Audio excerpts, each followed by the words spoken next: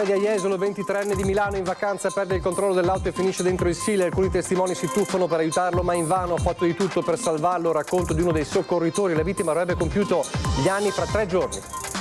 A Ponzano una automobilista di 29 anni travolge una 64enne in bicicletta ferendola seriamente. Ho starnutito e perso il controllo del volante, ha raccontato la donna alla guida.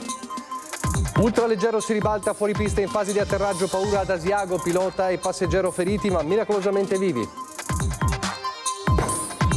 Sostanza irritante nell'aria all'Euro Merlin di Marcon, 20 persone intossicate, edificio evacuato, l'odore acre forse provocato da un mix di detersivi usati dalle donne delle pulizie.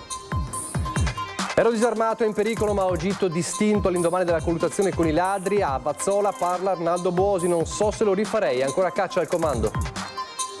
Atto vandalico nel cimitero di Scandolara a Zerobranco con una statuetta di Gesù scaraventata a terra e andata in pezzi, sdegno in paese. In 30.000 a Gemona del Friuli per la giornata più emozionante del raduno triveneto degli alpini con lo sfilamento delle penne nere, a sorpresa sul palco anche Giorgia Meloni, passaggio della stecca con Treviso.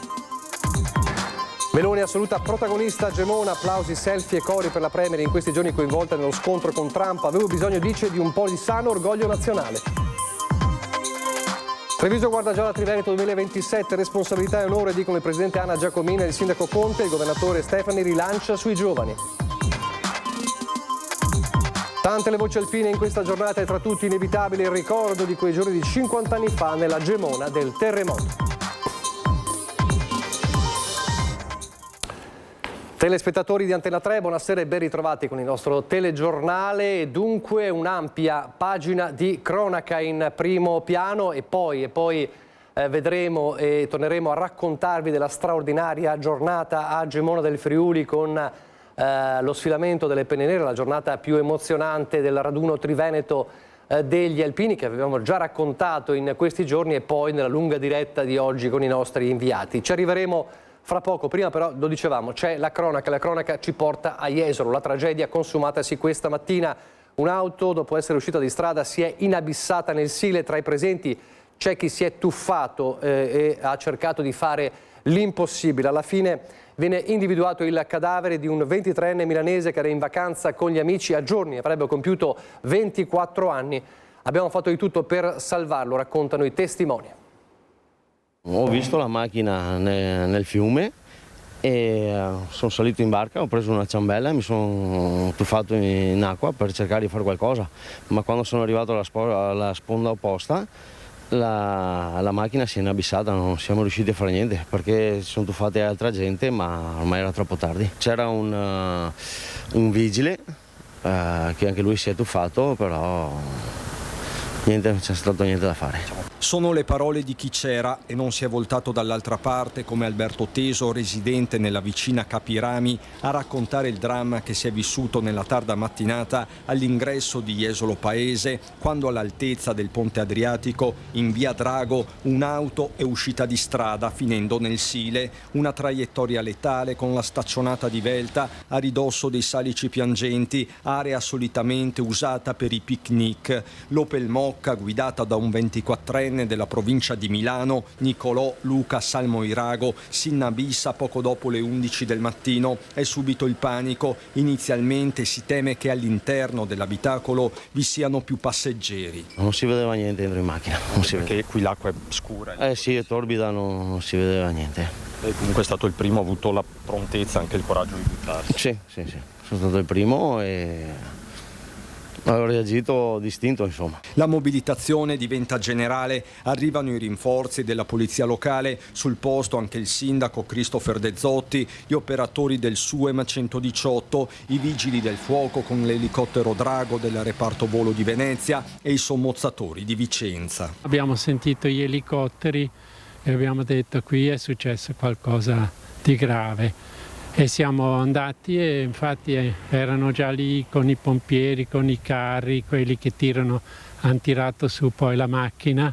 L'Opel, parzialmente distrutta con i vetri implosi, viene recuperata sul lato opposto in via Riviera Piave Vecchio. L'acqua del Sile in quel tratto è particolarmente profonda, forte la corrente. La vittima viene individuata fuori dall'abitacolo e portata a riva in attesa del nulla osta del PM di turno e poi del carro funebre. A occuparsi dei rilievi la polizia locale occorre ricostruire la dinamica nel dettaglio, la velocità tenuta dal mezzo, la possibilità di un malore. Il giovane Nicolò era in vacanza con degli amici, avrebbe dovuto compiere 24 anni fra pochi giorni, il 25 giugno. Difficile per tutti trovare pace. Ma non è facile perché ho cercato di fare il possibile ma non sono riuscito. Un'altra tragedia che invece si è consumata a Prata di Pordenone poco prima delle 16 nel pomeriggio di oggi lungo via Oderzo. Parliamo di un ragazzo di appena 18 anni che è morto in sella alla sua moto. Il giovane è originario di Ceggia nel Veneziano, si è scontrato purtroppo con una vettura per cause ancora in corso di accertamento vicino a un distributore di benzina. La dinamica, lo dicevamo, è in fase di accertamento. L'allarme ha mobilitato anche l'elisoccorso, ma purtroppo per la vittima del sinistro di Prata di Pordenone, un 18enne di Ceggia nel Veneziano, non c'è stato nulla da fare. E poi una tragedia sfiorata invece questa mattina, e torniamo nella Marca, a Ponzano Veneto, dove in via Camalò una donna di 64 anni in bicicletta è stata investita dall'auto guidata da una 29enne. Infatti in località Barrucchella la giovane avrebbe sbandato improvvisamente a destra dopo aver starnutito, così avrebbe riferito nell'immediatezza dell'impatto. Sul posto gli operatori del SUEM 118, la 64enne è stata portata al Cafoncello per gli accertamenti del caso. Non risultano lesioni a organi interni, diverse invece le microfratture. Qui è stata raggiunta anche dal marito che al momento del sinistro si trovava a Gemona del Friuli per la Triveneta degli Alpini. I rilievi sono stati affidati ai carabinieri della stazione di Volpago del Montello, a rimanere ferita lievemente anche la giovane automobilista.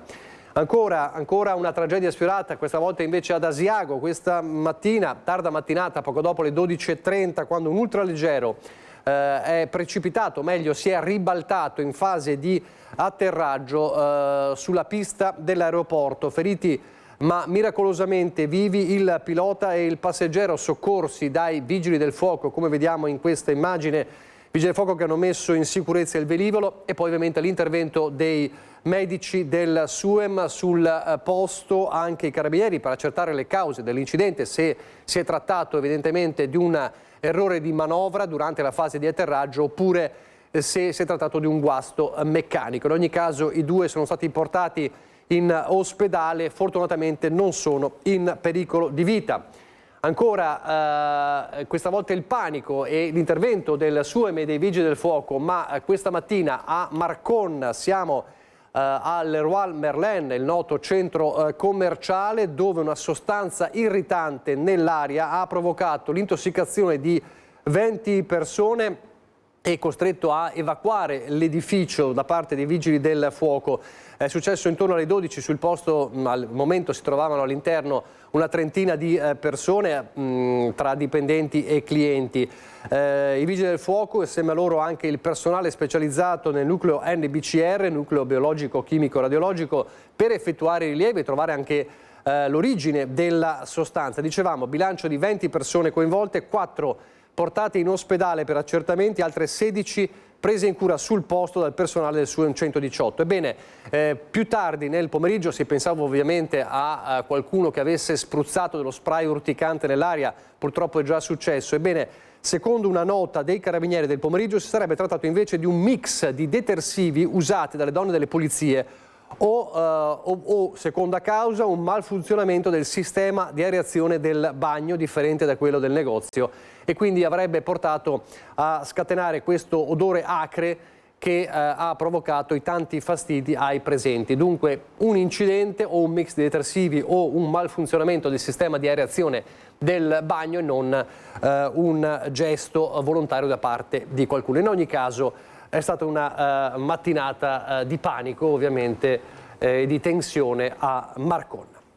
Torniamo nella Marca trevigiana ed è ancora la cronaca. Ieri vi raccontavamo, con le parole della figlia del comando armato di ladri che ha tentato l'intrusione in casa a Vazzola e ha trovato la reazione del proprietario, il 68enne Arnaldo, che è rimasto ferito anche nella colluttazione, è stato anche minacciato con un cacciavite dai banditi. Oggi le sue parole. Stavo diventando un soggetto in pericolo perché disarmato, forse anche l'età, questi erano giovani, no, non li potevo affrontare così. Senta, signor Bosi, lo rifarebbe con il senno del poi? Col senno di poi forse no, agirei in modo diverso, magari fotografando, eccetera, eccetera. Certo, però l'istinto non vengono in casa tua, no, sarebbe solo quello di prenderli e massacrarli. Il giorno dopo la colluttazione con i ladri nel giardino della sua abitazione in Borgo Cristo a Tezze di Vazzola, Arnaldo Buosi cerca di distinguere la ragione dall'istinto, ma gli attimi vissuti sono stati oggettivamente troppo veloci e carichi di adrenalina. I ladri che entrano nell'abitazione quando all'interno non c'è nessuno, dopo aver spruzzato dello spray addosso al cane Rico, l'allarme che suona sul telefonino di Arnaldo, lui che non ci pensa due volte e corre a casa trovandosi nel bel mezzo di un'azione criminale, e questo poco prima delle 10 del mattino. C'erano due individui che scendevano velocemente dalle scale perché erano già entrati in casa e uno in macchina che li attendeva col motore acceso.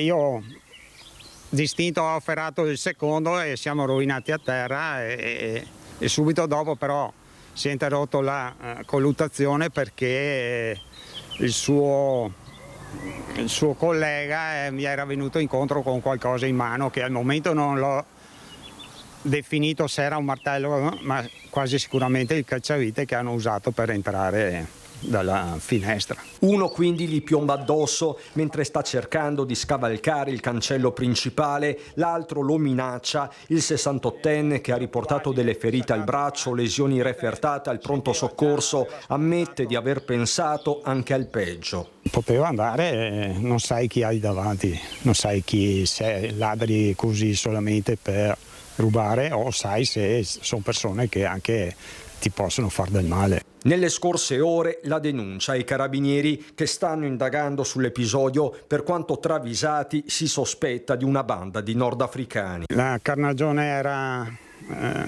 visto che erano un po' travisati, ma si vedevano che erano carnagione olivastra.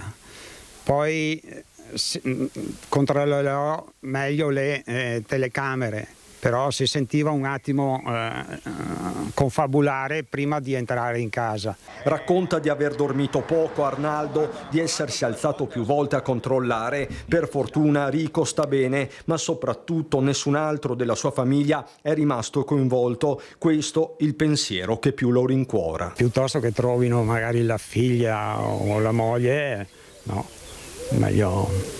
Loro probabilmente si sarebbero allontanate, però magari qualcuno di fuori di testa, invece di solamente scappare, ti va incontro e ti fa anche del male. Un inseguimento ad alta velocità per oltre 10 km, manovre pericolose per anche il tentativo di speronare l'auto di servizio dei vigili e poi una colluttazione davanti a casa. È una serata davvero drammatica quella che si è conclusa con l'arresto di un pregiudicato di Castelfranco Veneto intercettato dalla polizia locale. I vigili avevano l'intimato l'alta al veicolo perché privo di copertura assicurativa, è già sottoposto a sequestro e peraltro è intestato a un uomo, cioè il guidatore, con numerosi precedenti per resistenza pubblico ufficiale, guida in stato di ebbrezza e precedenti per droga. Questi invece di fermarsi ha accelerato bruscamente dando inizio all'inseguimento durato circa 10 km, durante i quali il fuggitivo ha messo a repentaglio la sicurezza degli altri utenti della strada e degli stessi agenti, tentando in più occasioni di speronare la pattuglia. La fuga si è conclusa a San Martino di Lupari, dove gli agenti hanno dovuto usare anche lo spray al peperoncino per infine bloccarlo e arrestarlo. A scandolare di Zero Branco invece l'indignazione per un atto vandalico che ha colpito una statuetta di Gesù che è stata scaraventata a terra e fatta a pezzi. per procedere noi abbiamo bisogno di avere una denuncia, una mail, un'indicazione da parte di qualcuno, solitamente del proprietario. Ecco.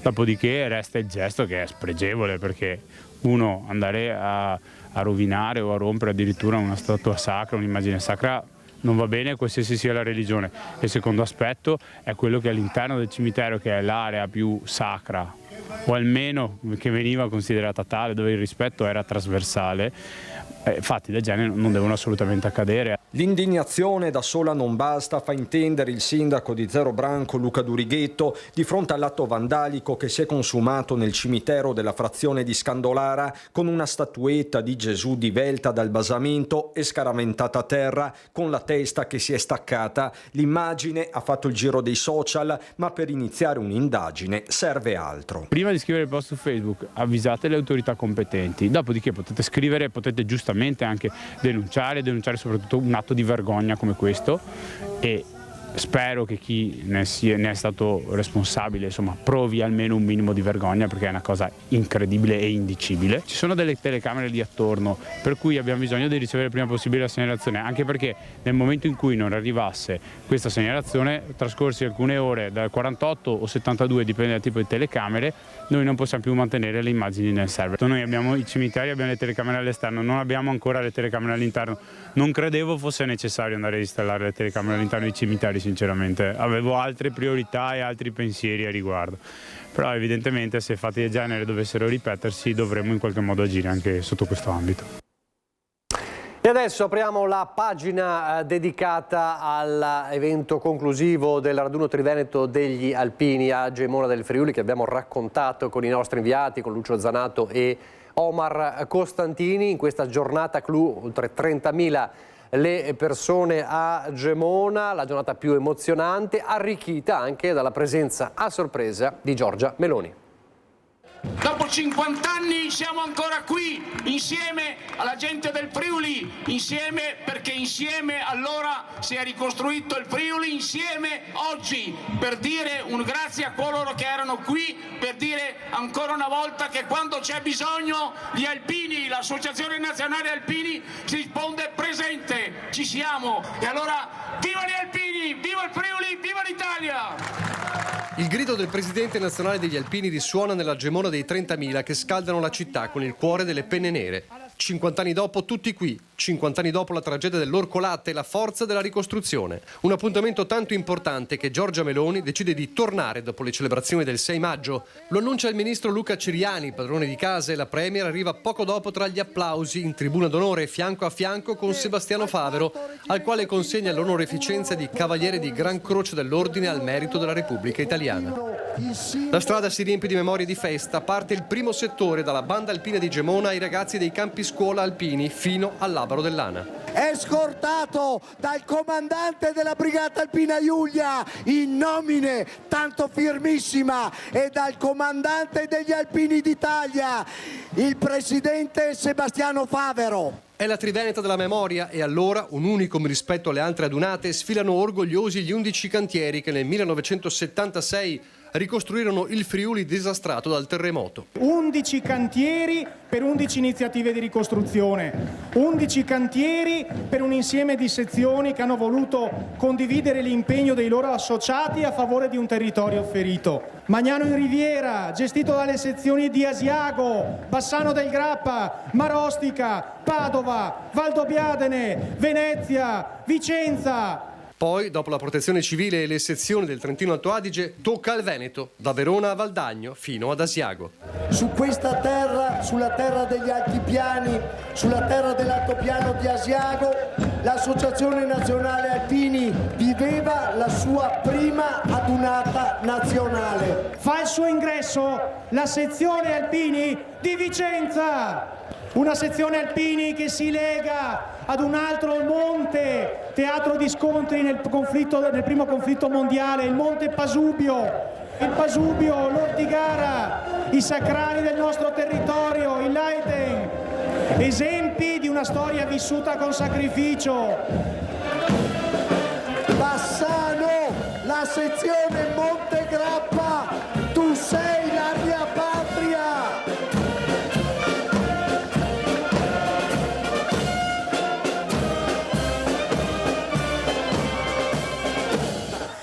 Grazie Penne Nere di Padova, siete tantissime, grazie per la vostra presenza oggi a Gemona.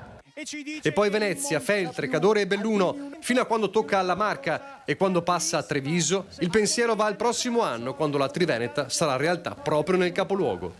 Certo, si canta in provincia di Treviso, questa è una sezione con ben 8 cori, candidata a celebrare il raduno triveneto nel prossimo anno. Di qua, di là del Piave ci sta un'osteria. I sindaci, i rappresentanti delle istituzioni e del territorio che hanno scelto di condividere il sudore e la gioia di questo giorno. Signori, la sezione alpini di Conegliano. Vittorio Veneto, città della vittoria. Un territorio segnato dalla storia, la piccola e la grande storia. Questa bellissima colonna di muli che oggi testimonia e ricorda la grandezza di Iroso, l'ultimo di loro, l'ultimo mulo alpino che un po' alla volta ha trovato i suoi successori. La Marca cede il passo alle sezioni del Friuli Venezia Giulia, da Trieste a Udine a Gorizia, fino ai padroni di casa di Gemona. L'atto conclusivo, il passaggio della stecca, suggella l'arrivederci a Treviso 2027. Presidente della sezione di Gemona, al rullo del tamburo che sottolinea l'ufficialità del passaggio, passa al presidente nazionale Sebastiano Favero l'ambita stecca che è nelle mani di Franco Giacomin, presidente della sezione di Treviso.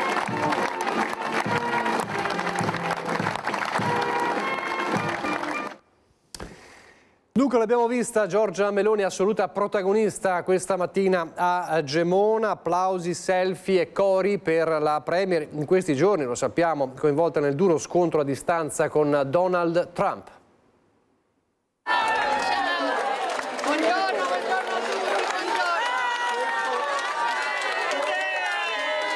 Grazie anche per essere arrivata così, con quella sordina che ci fa una di noi, e apprezziamo il suo capo scoperto, lo apprezziamo signor Primo Ministro, grazie, lei fa parte della nostra famiglia. Un fuoriprogramma in piena regola, un arrivo ufficializzato a pochi minuti dall'inizio, una presenza che rende unica la giornata di Gemona.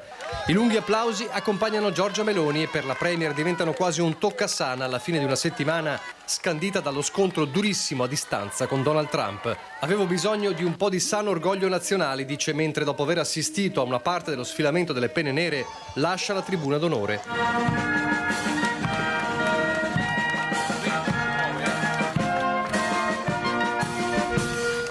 Diretta all'auto che la conduce all'aeroporto e di qui a Roma, saluti e cori della gente la accompagnano. E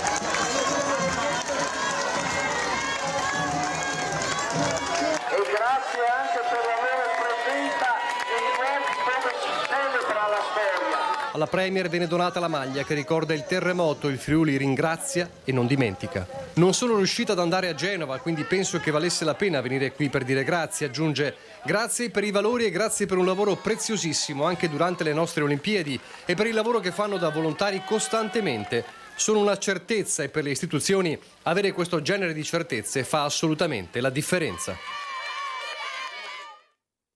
Torniamo al passaggio della stecca, si concludeva così il servizio precedente, dunque tocca a Treviso nel 2027, le emozioni e anche l'orgoglio ne hanno parlato poco dopo il passaggio della stecca, il presidente della sezione ANA di Treviso Giacomin, il sindaco Mario Conte e poi anche il presidente del Veneto Stefani. L'ambita stecca. E la sezione di Treviso, terra alpina di storia, sacrificio e memoria, accoglie con orgoglio questa responsabilità ed è pronto ad ospitare il raduno dell'anno prossimo. Vi aspettiamo numerosi e con l'entusiasmo e lo spirito di fratellanza che da sempre contraddistinguono gli alpini. Oggi noi riceviamo questa responsabilità di portare l'orgoglio degli alpini nella nostra città di Treviso, e lo faremo con grande impegno e con quell'amore, con quella passione che gli alpini d'Italia meritano.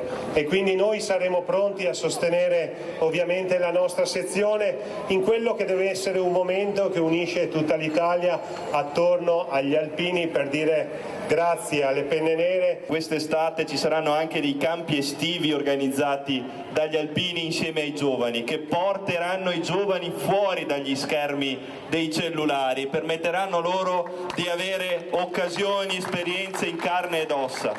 Io ho promesso che a quei campi sarò presente anch'io a portare il mio saluto al fianco dei giovani, ma soprattutto al vostro fianco, perché sono i valori che mancano alla realtà di oggi e che voi alpini potete insieme a noi contribuire a trasmettere ai nostri giovani.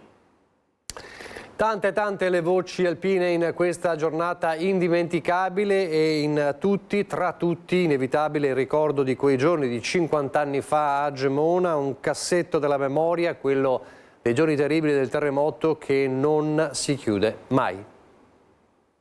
Gemona è sempre una terra alpina, e chi non ha fatto da Gemona a Paluzza a Tarvisio il servizio militare qui è soprattutto un modo per ricordare i 1000 morti del terremoto di 50 anni fa. Soprattutto siamo qui per loro. Io ho fatto la naia qua, nel 76 ho vissuto la tragedia del terremoto, perché vivevo proprio qua, nella caserma di Venzone.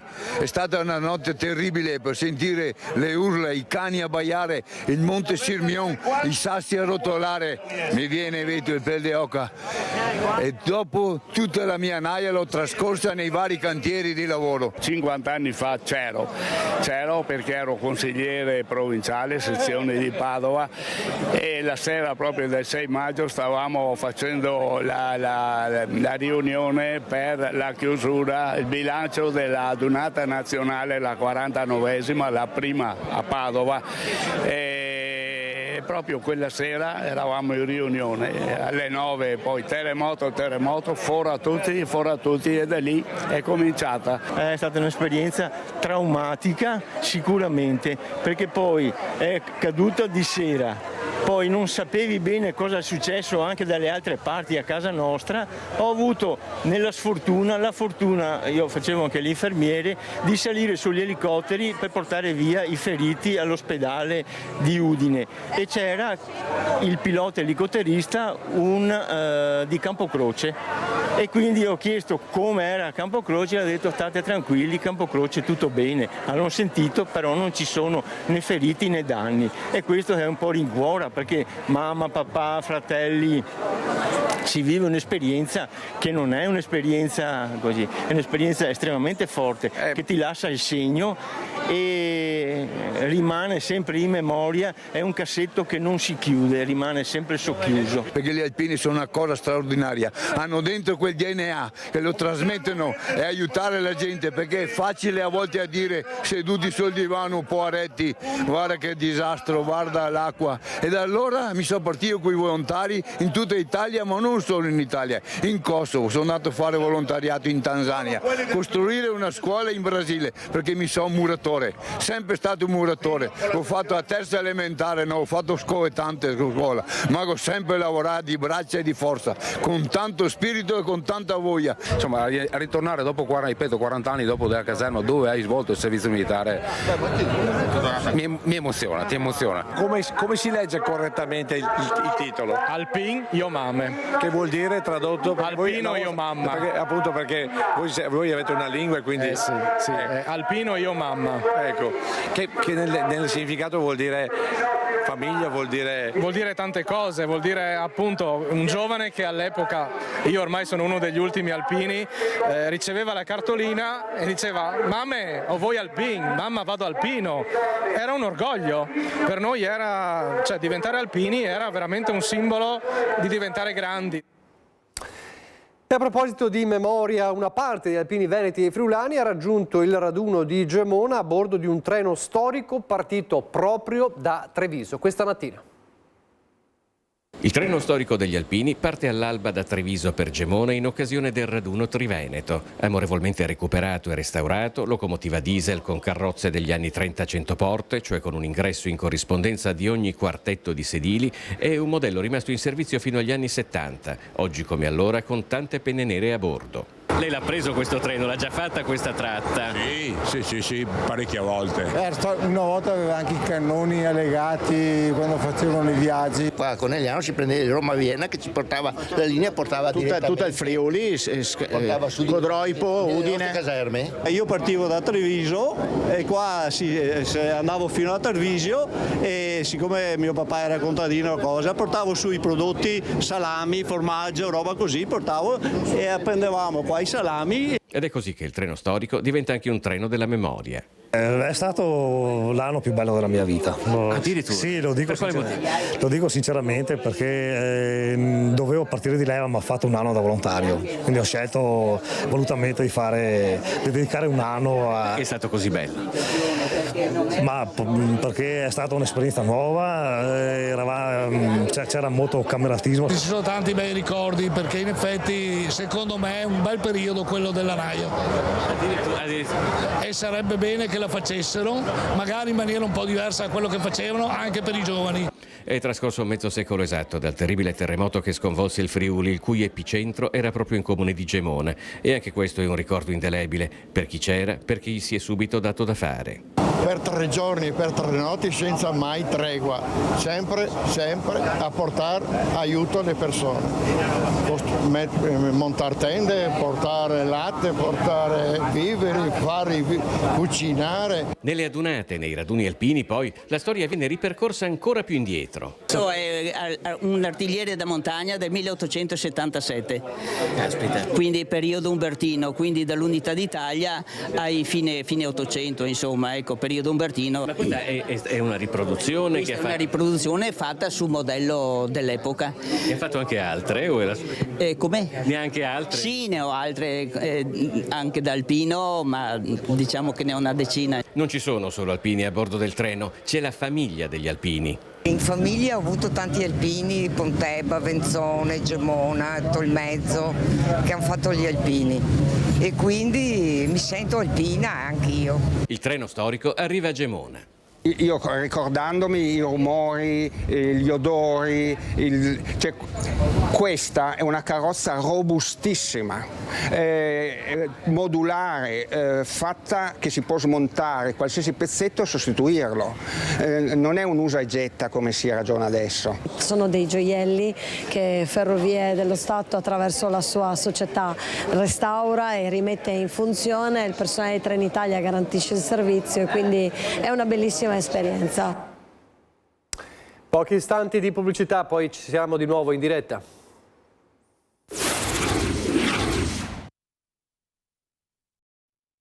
Di nuovo in diretta con il telegiornale di Treviso. Si avvicina il momento del weekend 4 e 5 luglio in cui lo Stato Maggiore della Lega, i maggiorenti della Lega dovranno guardarsi negli occhi per decidere anche un po' il futuro del Carroccio, anche se di giorno in giorno le varie dichiarazioni a partire da Salvini quasi sembrano smontare un po' l'effetto determinante di questo importante momento politico. Addirittura si pensa e si è pensato che possa saltare. Al momento resta un appuntamento, ma certamente è un appuntamento che vedrà delle traiettorie da decidere. Ebbene, uno dei protagonisti sicuramente di questo raduno di Mogliano sarà il governatore del Friuli Venezia Giulia Massimiliano Fedriga, da molti indicato come un potenziale successore di Salvini, anche se poi Salvini in questi giorni si è espresso molto chiaramente sul suo futuro. Ebbene, ieri nella festa regionale del partito in Friuli Venezia Giulia Fedriga è tornato a parlare di questo, ma soprattutto ha lanciato stoccate al generale Vannacci. Vi dico di non votare Lega e dite di non votare Lega a chi pensa che se vota magari qualche generale che gli fa avere più soldi a tutti, 100.000 euro in tutti, non votate Lega, perché noi non prendiamo in giro la gente e vogliamo avere un rapporto di fiducia e di realtà con chi siamo chiamati a rappresentare. Una risposta all'ex generale Roberto Vannacci e a tutti quei politici che in campagna elettorale fanno promesse che poi non possono mantenere. Applausi scroscianti per l'intervento del presidente della regione Friuli Venezia Giulia Massimiliano Fedriga alla festa regionale della Lega a Carpacco. Il governatore è al centro della cronaca politica nazionale insieme al presidente del Consiglio regionale del Veneto Luca Zaia, in un contesto che vede il partito alle prese con una fase di profonda riflessione su una richiesta di rinnovamento spinta dalle regioni del nord. Quindi la cabina di regia voluta dal segretario federale Matteo Salvini. Una scelta definita giusta da Massimiliano Fedriga per ascoltare i territori e portare le istanze dentro l'azione di governo. Il presidente della regione Friuli Venezia Giulia però ha puntualizzato che non verranno designati nuovi dirigenti, nessuna riorganizzazione interna. Poi la riflessione su cosa significhi governare e amministrare. E dico di non votare Lega alle persone che vogliono credere a coloro i quali dicono che risolveranno i problemi dell'immigrazione in un giorno e che saranno sicurezza in ogni angolo sperduto di questo paese. Non votateci. Perché se volete credere a chi vi dice che risolve questo problema in un giorno, penso che sia un problema di chi voglia chiedere a questa stupidaggine e non è un problema di chi la propone, perché anche chi la propone sa che sta dicendo e sta prendendo in giro i cittadini. Noi affrontiamo le cose con serietà, complessità, conoscendo le difficoltà e portando dei risultati che risolvono tutti in un giorno. No, non risolvono nemmeno tutti in 5 anni. Ma passo dopo passo cerchiamo di affrontare le situazioni.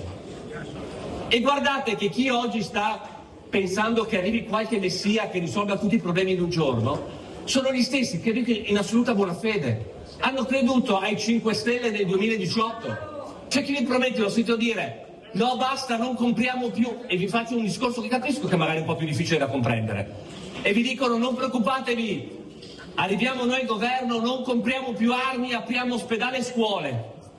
Beh, vi dico solo un fatto, che se non abbiamo più la Marina che protegge i traffici dal canale di Suez, tutta la nostra logistica e la nostra economia del Friuli Venezia Giulia e dell'Italia legata alla logistica muore.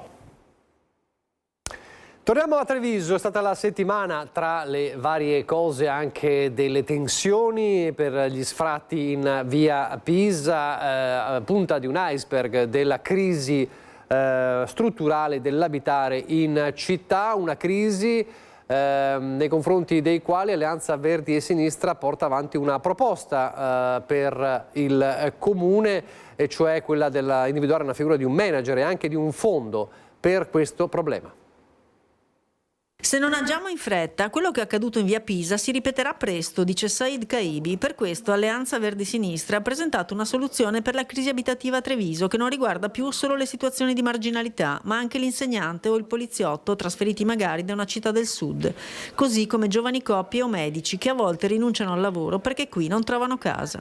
Dunque la nostra proposta concreta è quella di avviare un'agenzia per l'abitare a Treviso che possa mettere insieme la figura del manager dell'abitare, che possa incrociare la domanda e l'offerta, che grazie ad un fondo di garanzia pubblico possa garantire i proprietari rispetto a danni e morosità e far emergere l'offerta di abitare che oggi rimane chiuso perché giustamente molti hanno paura e non si fidano ad affittare. Ci sono quasi 6.000 abitazioni sfitte a Treviso e anche alcuni anziani che avrebbero la disponibilità di qualche stanza rinunciano per paura. Dunque AVS propone un censimento anche delle potenzialità inespresse del privato che rinuncia e poi indica come reperire i fondi. I soldi si trovano sia dal recupero dei fondi per l'emergenza, perché l'emergenza ha un costo, quindi il recupero di questo, e poi il fondo di garanzia per l'agenzia dell'abitare prevede una risorsa che non è impossibile per le casse del comune,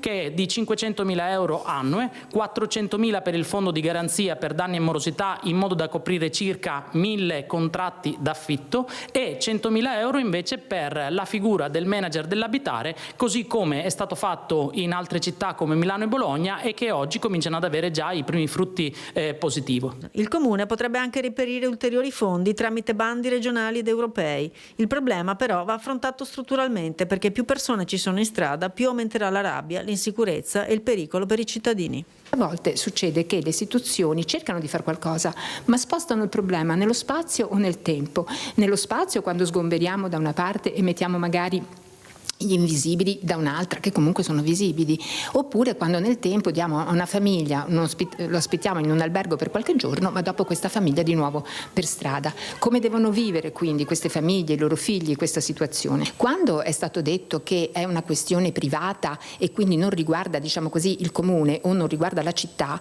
ma quando una questione privata, tipo la speculazione di Via Pisa, diventa un'emergenza pubblica e un disastro di fronte al quale non possiamo fare altro che vergognarci, no, il privato può avere, cioè possiamo avere anche un rapporto tra privati quando tutto quanto si mantiene in un determinato ordine, ma con le speculazioni o con la mancanza, con gli sfratti, questa cosa non è più privata.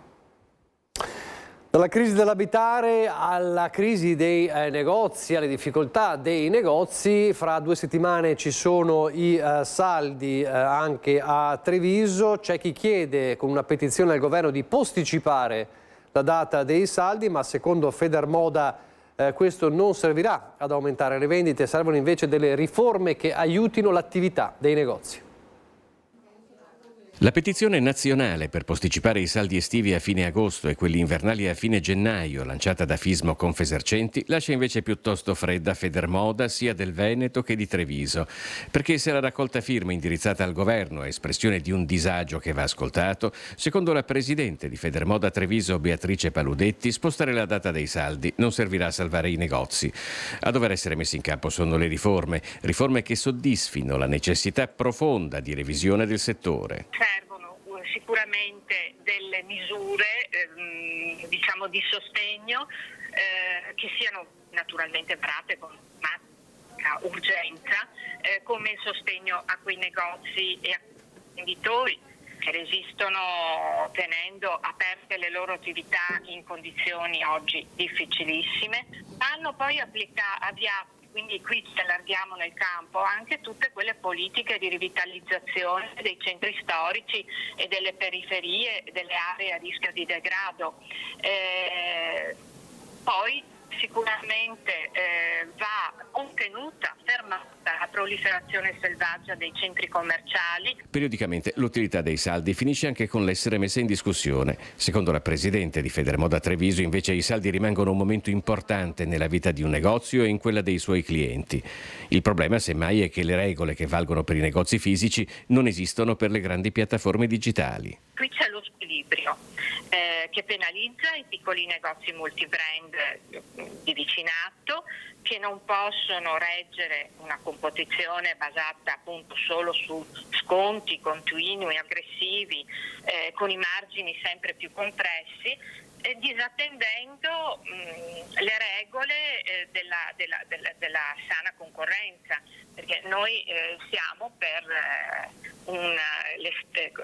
diciamo stesse regole, stesso mercato. Abbiamo iniziato questa nostra edizione del telegiornale parlando di 2 tragedie della strada, quella di Jesolo con il 24enne finito nel Sile e il 18enne di Ceggia morto a Prata di Pordenone in sella alla moto.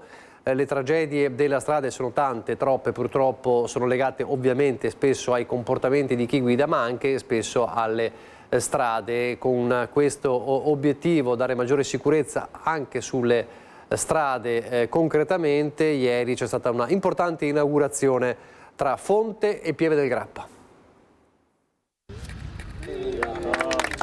Obiettivo: strade più sicure. Con questo scopo le amministrazioni di Fonte e Pieve del Grappa hanno avviato un percorso congiunto per realizzare all'incrocio tra via Piovega e l'SP20, a cavallo tra i 2 territori comunali, una nuova rotatoria. Un punto nero della viabilità dove si sono registrati diversi incidenti stradali anche con esito mortale. Con l'inaugurazione dell'opera si è voluto dare un segnale forte per superare queste criticità. Una messa in sicurezza che era necessaria, ecco perché non abbiamo atteso i tempi della provincia, ma abbiamo deciso di finanziarla noi come amministrazione di Pieve e Meteo come amministrazione di Fonte. Non è la prima volta che soprattutto Fonte lavora in collaborazione con i comuni limitrofi. Questo è un ulteriore esempio. Sì, i cittadini non gli interessano tanto i cartelli bianchi quando si parla di sicurezza stradale, quindi davvero quando si lavora per la sicurezza dobbiamo pensare di lavorare di squadra in questo territorio che ha davvero bisogno, e mi ripeto, di fare squadra. Lo stiamo facendo, questi sono esempi concreti, con un sindaco amico vicino siamo riusciti davvero ad accantierare un'opera e finirla nei tempi previsti. Come dico dico sempre, i cittadini vedono l'opera da quando arriva la ruspa, che sembra lungo il mese o due, ma è un'opera che è partita 3 anni fa dalla sua idea. Quindi le opere pubbliche, come dico sempre in queste situazioni, hanno bisogno di questi tempi e c'è bisogno di accorciarli se vogliamo davvero essere più impattanti, soprattutto quando si parla di sicurezza stradale. Costi di quest'opera? Allora 500.000, 350 a carico del Comune di Pieve e 150 a carico del Comune di Fonte. Chiudiamo con l'accordo tra DMO Dolomiti e Sport Bellunese, quindi ci trasferiamo nel Bellunese per un accordo che vede lo sport bellunese diventare ambasciatore della bellezza delle montagne nel mondo. Sport, ambasciatore delle Dolomiti bellunesi nel mondo. Nasce da questa filosofia un progetto di co-marketing che coinvolge Fondo per i Comuni Confinanti, DMO e 4 squadre bellunesi di calcio, volley, hockey su ghiaccio e pallamano. Abbiamo con orgoglio 4 squadre bellunesi che portano i colori delle nostre Dolomiti ogni settimana oltre la nostra provincia e oltre la nostra regione, e peraltro lo stanno facendo portandoci grandi soddisfazioni anche dal punto di vista sportivo. Ma l'importanza di questa azione di co-marketing sta anche nella promozione del nostro brand territoriale anche al nostro interno. Dopo le Olimpiadi, dopo la tappa del Giro Italia in cui lei ha sempre creduto, anche altri 4 sport ambasciatori delle Dolomiti in Italia? Questa è la premessa, che è anche una risposta, è proprio così. Ci sono pallamano, pallavolo, hockey e calcio, 4 ambasciatori che fanno da ambasciatori sul territorio nazionale e anche straniero. È un inizio di una promozione del territorio. La mia preoccupazione, ma anche il mio obiettivo qual è? Non fare solo un anno, perché altrimenti sarebbero soldi buttati via, ma fare una programmazione almeno di 3 anni, se non 5. È tutto per questa edizione, grazie per averci seguito, arrivederci.